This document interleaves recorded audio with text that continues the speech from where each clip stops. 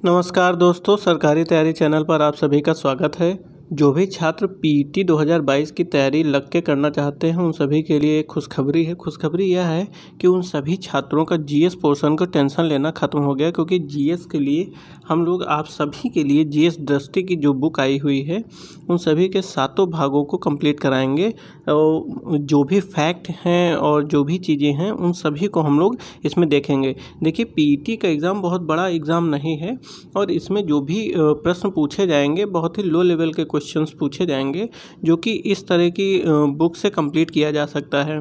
देखिए, इसमें जो भी महत्वपूर्ण तथ्य हैं और साथ ही साथ एक ओवरव्यू दिया गया है डायग्राम के माध्यम से, आप सभी लोग इसको देखेंगे और पढ़ने में आपको काफ़ी अच्छा भी लगेगा।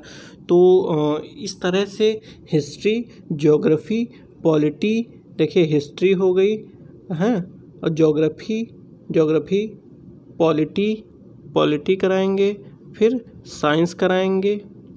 इसी तरह से हम लोग सारी चीज़ें पढ़ेंगे और साथ ही साथ हिंदी की भी हम लोग पढ़ाई करेंगे। तो जीएस पोर्शन में जितना भी आप सभी के लिए डर था और लग के तैयारी करिएगा, निश्चित ही आप सभी को सफलता ज़रूर मिलेगी। और सफलता ही नहीं, आप सभी को जो भी आगामी यूपी ट्रिपल एससी आयोग द्वारा परीक्षाएं यूपी पेट के माध्यम से करवाएगा उन सभी में आप सभी को बैठने का मौका अवश्य मिलेगा। तो दोस्तों, आज हम लोग जो बात करेंगे सामान्य भूगोल के अंतर्गत बेसिक चीज़ें पढ़ेंगे। देखिए, इसमें फर्स्ट चैप्टर में क्या दिया गया है, देखिए यहाँ लिखा हुआ है, ये जीएस दृष्टि जो कि घटना चक्र के पब्लिकेशन की बुक है, सामान्य भूगोल। इसके अंतर्गत भारत का भूगोल पहले हम लोग पढ़ेंगे और इसमें क्या लिखा हुआ है। देखिए, पढ़ना कैसे है, इसमें बताया है कि सामान्य परिचय भारत महत्वपूर्ण आयाम कौन कौन से भारत के बारे में यहाँ पे जो भी डिस्कशन होगा भारत के बारे में होगा। जैसे भारत का क्षेत्रफल कितना है, सीमावर्ती देश कौन कौन से हैं, दूरस्थ बिंदु कौन से हैं, साथ ही साथ अक्षांशीय विस्तार भारत का कितना है, भारत एवं कर्क रेखा, मानक समय, इन सभी चीज़ों के बारे में हम लोग आगे बात करेंगे। और यहाँ पे देखिए दूसरे पोर्शन में क्या लिखा हुआ है, भारत विश्व में भारत मीन्स विश्व में भारत की स्थिति क्या है। जैसे एशिया महाद्वीप में अवस्थित है भारत, ठीक है। यहाँ पे आप सभी लोग आप समझना शुरू कर दीजिए कि भारत जो है विश्व में कौन से महाद्वीप में स्थित है। यदि प्रश्न पूछा जाए तो एशिया महाद्वीप। देखिए, जो भी स्टूडेंट्स पीटी का एग्ज़ाम देने जा रहे हैं उन सभी को 2021 का जो भी पेपर हुआ है, पीटी के 2 शायद पेपर हैं, 2 शिफ्ट में पेपर हुए हैं, उन दोनों शिफ्टों के पेपर को देखिएगा। उससे आप सभी को जीएस के पूछने की प्रवृत्ति पता चल जाएगी। जैसा मैं बता रहा हूँ कि भारत यदि पूछा जाए किस महाद्वीप में है तो एशिया महाद्वीप में अवस्थित है, ठीक है। संपूर्ण विश्व की लगभग 17.5% जनसंख्या का प्रतिनिधित्व करता है भारत।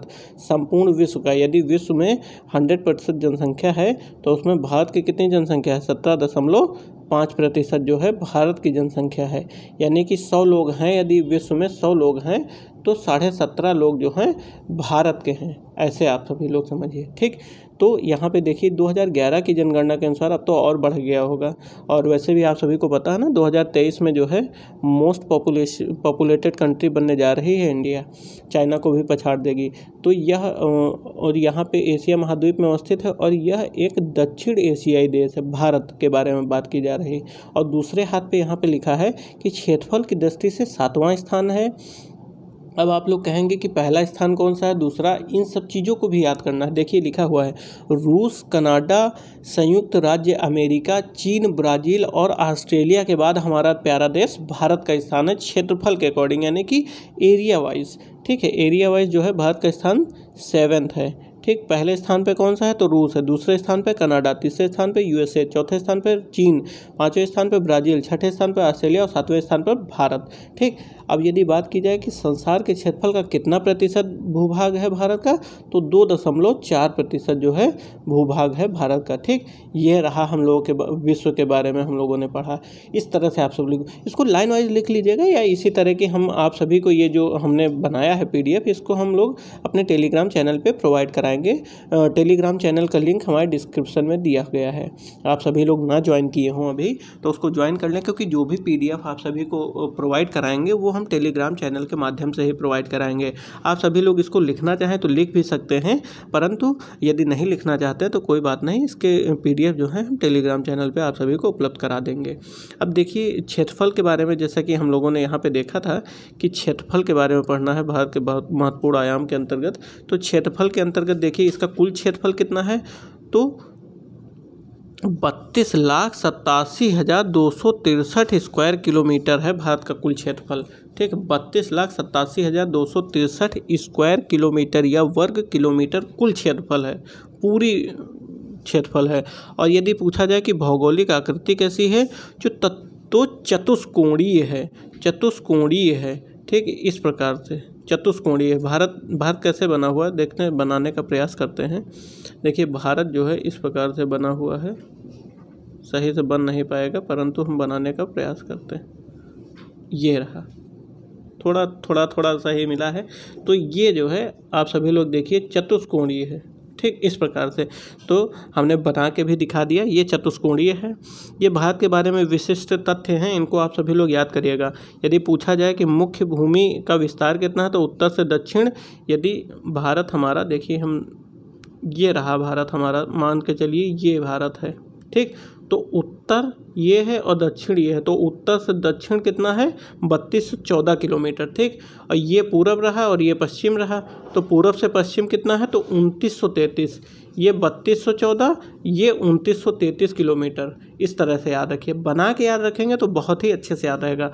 उत्तर से दक्षिण की बात की जाए तो 3214 किलोमीटर, यदि बात की जाए पूरब से पश्चिम तो 2933 किलोमीटर। ठीक, आई थिंक समझ में आ गया होगा। और नेक्स्ट है कि अक्षांशीय विस्तार क्या है, तो उत्तरी गोलार्ध में है। देशांतरीय विस्तार तो पूर्वी गोलार्ध में, इसीलिए भारत को बोलते हैं ना उत्तर पूर्वी गोलार्ध में है, उत्तर पूर्वी गोलार्ध में। ठीक है, अब नेक्स्ट है हमारा कि अवस्थिति, तो हिंद महासागर के उत्तर में है। जैसे ये हमारा भारत है, सपोज करिए ये हमारा भारत है और ये हिंद महासागर है। ठीक, तो हिंद महासागर के उत्तर में ही तो हुआ, ये भारत हमने बनाया है इसको। इस प्रकार से ये हिंद महासागर के उत्तर में है। आप लोग मैप जरूर देखिएगा, मैप देखने से बहुत सी चीज़ें अपने आप क्लियर हो जाती हैं। अब हम लोग अक्षांशीय विस्तार के बारे में देखते हैं। अक्षांशीय विस्तार, भूमध्य रेखा, एक मिनट, अक्षांशीय विस्तार के अंतर्गत हम लोग देखेंगे अक्षांशीय विस्तार में विशिष्ट तथ्य कौन कौन से हैं। पहले तो अक्षांश की परिभाषा देख लेते हैं कि विषुवत रेखा से उत्तर या दक्षिण स्थित किसी भी बिंदु की पृथ्वी के केंद्र से मापी गई कोणीय दूरी विषुवत रेखा कहलाती है। ठीक है, अच्छा, विषुवत रेखा से उत्तर या दक्षिण स्थित किसी भी बिंदु पर पृथ्वी के केंद्र से मापी गई कोणीय दूरी अक्षांश कहलाता है, अक्षांश कहलाता है। अब यदि बात की जाए उत्तरी अक्षांश रेखाएं तो उत्तर दिशा में होंगी। ठीक, भूमध्य रेखा से उत्तर दिशा में होंगी उत्तरी अक्षांश रेखाएं और दक्षिण दिशा में होगी दक्षिणी अक्षांश रेखाएं। इस प्रकार से हो गया हमारा ये चीज़। 1 मिनट। अब भूमध्य रेखा तो 0 डिग्री अक्षांश होता है। आप सभी लोग यहाँ पे देखिए, ये रही हमारी पृथ्वी, ये पृथ्वी रही, ये जो है ये अक्षांश है, ये 0 डिग्री अक्षांश है, इसको भूमध्य रेखा कहते हैं। ये 0 डिग्री अक्षांश है, इसको भूमध्य रेखा कहते हैं। ऊपर जो अक्षांश रेखाएं गई हैं इनको उत्तरीय अक्षांश रेखा कहेंगे, जैसे ये लिखा हुआ है, इनको उत्तरीय अक्षांश रेखा कहेंगे। और जो नीचे अक्षांश रेखाएं गई हुई हैं इसको हम दक्षिणी अक्षांश रेखाएं कहेंगे। ठीक, इस प्रकार से समझिएगा। ये 0 डिग्री अक्षांश रेखा है, इसका मतलब ये भूमध्य रेखा है या विषुवत रेखा है। ठीक है, ये भूमध्य रेखा है या विषुवत रेखा है, तो इसके उत्तर या दक्षिण किसी भी बिंदु की पृथ्वी से मापी गई दूरी को जो है हम लोग अक्षांश रेखा कहते हैं। और यदि और भूमध्य रेखा किसे कहते हैं, अब आप लोग यहाँ समझ गए होंगे। तो अब आप लोग देखिए, ये पृथ्वी रही हमारी और ये 0 डिग्री अक्षांश रहा, इसको हम लोग भूमध्य रेखा कहते हैं।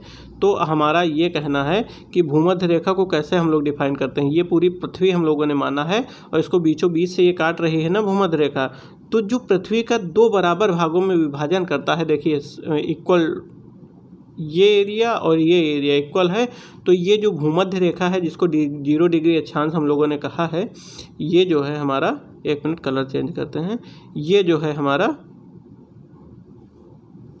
ये जो है ये बराबर काट रहा है कि नहीं, दोनों लोग को बराबर डिवाइड कर रहा है, इसका मतलब ये है हमारा भूमध्य रेखा। ठीक, भूमध्य रेखा उसे कहते हैं जो पृथ्वी का 2 बराबर भागों में विभाजन करता है। ठीक, हम लोग बात करते हैं अक्षांश रेखा। तो अक्षांश रेखा किसको कहते हैं? पृथ्वी के चारों ओर पूर्व से पश्चिम दिशा में विषुवत रेखा के समानांतर खींची गई काल्पनिक रेखाएं ही जो है अक्षांश रेखाएं कहलाती हैं। जैसे कैसे? तो जैसे अभी हमने बनाया था ना, ये रही पृथ्वी, ये रही भूमध्य रेखा, ये रही भूमध्य रेखा 0 डिग्री अक्षांश। अब ये जो रेखाएं जा रही हैं, ये जो रेखाएं जा रही हैं, ये जो बन रही हैं रेखाएं, इसको क्या कहते हैं? इसको कुछ नहीं कहते हैं, इसको ये अक्षांश रेखाएं कहते हैं। ठीक, ये जो ऊपर ये काल्पनिक रेखाएं हैं, ये आपको पृथ्वी में बनी हुई नहीं दिखाई देंगी, ये काल्पनिक रेखाएं, तो इनको हम लोग क्या कहते हैं? अक्षांश रेखाएं कहते हैं। ठीक, अक्षांश का मापन कैसे किया जाता है? तो जैसे ये मैंने डिग्री बोला, मिनट बोला और सेकंड बोला, तो सेकंड, मिनट, अंश, ये डिग्री, इस प्रकार से इसका मापन होता है। हम लोगों ने अक्षांश रेखाओं के बारे में इतना तो पढ़ लिया। अब हम लोग देखते हैं कि विषुवत व्रत, ये अन्य नाम क्या है? भूमध्य रेखा। विषुवत रेखा के उत्तर में उत्तरी गोलार्ध होता है और दक्षिण में दक्षिणी गोलार्ध। ये पृथ्वी रही, ये हमने काट दिया, तो ये उत्तर का हिस्सा उत्तरी गोलार्ध कहलाया, ये दक्षिण का हिस्सा दक्षिणी गोलार्ध कहलाया। ठीक, अब नेक्स्ट हमारा क्या है कि और कुछ महत्वपूर्ण तथ्य हैं। क्या?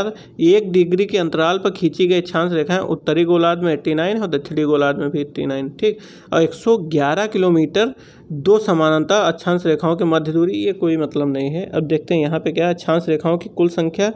तो 89 उत्तरी गोलार्ध में हो गई, 89 दक्षिणी गोलार्ध में हो गई और एक विषुवत रेखा हो गई। इस प्रकार से कुल कितने हो गए? 179। ये वैसे पूछा नहीं जाएगा, यहाँ पे लिखा हुआ है तो हमने आपको बता दिया। अब ये बात होती है प्रधान यामोत्तर रेखा। तो विशिष्ट तथ्य के अंतर्गत अन्य नाम इसको क्या कहते हैं? 0 डिग्री देशांतर और उत्तरी और दक्षिणी ध्रुव को मिलाने वाली जो काल्पनिक रेखा होती है। अब हम लोग यहाँ पे बात करेंगे देशांतर के बारे में। दोस्तों, यहाँ पे हम लोग बात करेंगे देशांतर के बारे में। ये रही हमारी पृथ्वी, यदि हम लोग इसको बीच से बराबर काट दे रहे हैं, क्षैतिज काटते हैं, तो ये क्या कहलाएगी? ये भूमध्य रेखा कहलाएगी 0 डिग्री अक्षांश पे। इसको क्षैतिज न काटते हुए हम लंबवत काटते हैं, यदि ये देखिए, ये लंबवत काट रहे हैं, तो ये 0 डिग्री यहाँ 0 डिग्री, ये है देशांतर रेखा हमारी, देशांतर। ठीक, ये देशांतर रेखा हो गई 0 डिग्री देशांतर। और ये जो उत्तर से, ये उत्तर हिस्सा है और ये दक्षिण हिस्सा है, इसको मिलाने वाली काल्पनिक रेखा को हम लोग देशांतर कहते हैं। ठीक, अब विशेष क्या तथ्य? ये 2 बराबर, ये भी पृथ्वी का 2 बराबर भागों में विभाजन करता है। इधर देखिए काट दिया, इधर काट दिया, बराबर विभाजन कर देता है। देशांतर रेखाओं के बारे में और भी कुछ तथ्य दिए गए हैं। पहले तो परिभाषा, प्रधान यामोत्तर के पूर्व एवं पश्चिम, उत्तर एवं दक्षिण ध्रुव को मिलाने वाली काल्पनिक रेखा। ठीक है, असमांतर रेखाएं होती हैं ध्रुवों से विषुवत रेखा की ओर। देशांतर रेखाओं के मध्य दूरी में वृद्धि। विषुवत रेखा पर 2 देशांतर रेखाओं के मध्य अधिकतम दूरी, ये इसका मतलब कुछ नहीं है। अब हम लोग देखते हैं कि भारत का विस्तार कैसा है और कौन कितने अक्षांश और कितने देशांतर पर है। यदि बात, ये हमारा भारत है, इसको आप लोग मान लीजिए ये भारत बना हुआ है, ये भारत है। उत्तर, दक्षिण, पूरब, पश्चिम, ये उत्तर है, ये दक्षिण है, ये पूरब है, पश्चिम है। ठीक है, अब हम लोग देखते हैं कि उत्तरी अक्षांश 37 डिग्री 6 मिनट, 37 डिग्री 6 मिनट उत्तरी अक्षांश से हमारा 97 डिग्री पूर्वी देशांतर। ठीक, 68 से 7 नहीं, 1 मिनट, उत्तरी, ये हम लोग 1 मिनट, सॉरी, हम किसी और डायरेक्शन में चले गए, इसको 1 मिनट। ये हम लोग भारत के विस्तार, अक्षांश और देशांतर के बारे में पढ़ रहे हैं। तो यदि बात किया जाए कि देशांतर कितना अक्षांशीय विस्तार है और कितना देशांतरीय विस्तार है, तो अक्षांशीय विस्तार 8 से 37 उत्तरी अक्षांश, 8 डिग्री 4 मिनट से 37 डिग्री 6 मिनट उत्तरी अक्षांश तक की इसका अक्षांशीय विस्तार है। यदि बात की जाए देशांतरीय विस्तार की, तो 68 डिग्री 7 मिनट पूर्वी देशांतर से 97 डिग्री पूर्वी देशांतर तक की इसका देशांतरीय विस्तार है। ठीक, इस प्रकार से हम लोग इसको कवर कर लिए। अब हम लोग बात करते हैं नेक्स्ट, जो कि भारत के बारे में है। विशिष्ट तथ्य और दिए गए हैं कि अवस्थिति इसका उत्तरी गोलार्ध में है पूर्णतः, और विस्तार इसका उष्ण व उपोष्ण कटिबंध में है। उष्ण व उपोष्ण कटिबंध में है। दोस्तों इस वीडियो में हम लोग इतना ही रखते हैं। अभी हम परिचय देने के लिए इस वीडियो को बनाए हैं। आप सभी लोग कमेंट में अपने राय अवश्य दीजिएगा कि कैसा लगा हमारे द्वारा किया गया प्रयास। यदि आप सभी लोग सराहेंगे तो हम अवश्य ही आप सभी के लिए इससे बेहतर करने का प्रयास करेंगे। दोस्तों आप सभी के कमेंट ही हमें मोटिवेशन देते हैं अन्य वीडियो बनाने का। यदि आप सभी लोग एक लाइक भी करेंगे तो हमारा मोटिवेशन और भी बढ़ेगा। और साथ ही साथ एक आग्रह है आपसे, आपके जितने भी यार दोस्त हों तैयारी कर रहे हों तो उन्हें हमारे चैनल के बारे में बताइए। निश्चित ही उन सभी को जो भी परीक्षा देने जा रहे होंगे उसमें उनको अवश्य ही लाभ मिलेगा। तो दोस्तों इस वीडियो में इतना ही रखते हैं। मिलते हैं नेक्स्ट वीडियो में। तब तक के लिए नमस्कार, जय हिंद।